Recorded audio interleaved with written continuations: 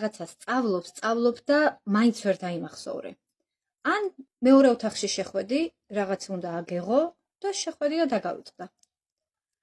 მაგალითად, ჩემს ბავშვებს ქონიათ ესე, რომ გამიგზავნია მაღაზიაში, ან სულაც მეორე ოთახში, შუაგზიდან მობრუნებულა და უკითხავს, დედა, რა მითხარი, რაზე გამაგზავნე?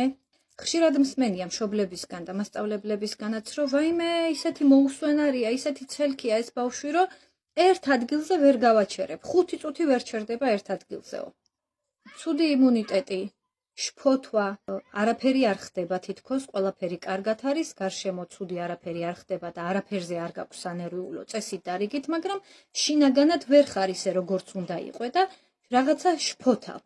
ასევე ბავშვებში ხშირად მსმენია, რომ სულ გაღიზიანებულიაო რა. აღარ მინდა უკვე ხმა გავცეო, იმიტომ რომ სულ გაღიზიანებულია ეს ჩემი შვილიო. თუ თქვენთვისაც ნაცნობია ეს სიტუაციები, ეს ის მცირედი ჩამონათვალია, თუ რას იწვევს ორგანიზმში ომეგა-3-ის ნაკლებობა. მეწონა ერთ-ერთი პროდუქტი, რომელიც აღმოვაჩინე, გუშინ შევუკვეთე და დღეს მივიღე ეს პროდუქტი, ბავშვებს გამოვუწერე. ეს არის STEM ომეგა. ჩემთვის ძალიან მნიშვნელოვანი იყო მისი შემადგენლობა, როდესაც გავეცანი ის D3-ის და ომეგა-3-ის გარდა სხვა მნიშვნელოვან ნივთიერებებს შეიცავს. სწორედ იმისთვის, რომ ზემოთ ჩამოთვლილი პრობლემები 5, 10 და 15 წლის შემდეგ არ მოგვევლინოს, როგორც ყურადღების დეფიციტი, მხედველობის პრობლემები, ჰიპერაქტიულობა, მეხსიერების დაქვეითება და ასე შემდეგ.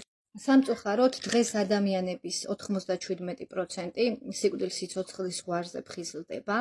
ამიტომ იყავი იმ 3% შორის, რომლებიც პრობლემების გაჩენამდე იზღვევენ თავს და ზრუნავენ საკუთარ და შვილების ჯანმრთელობას.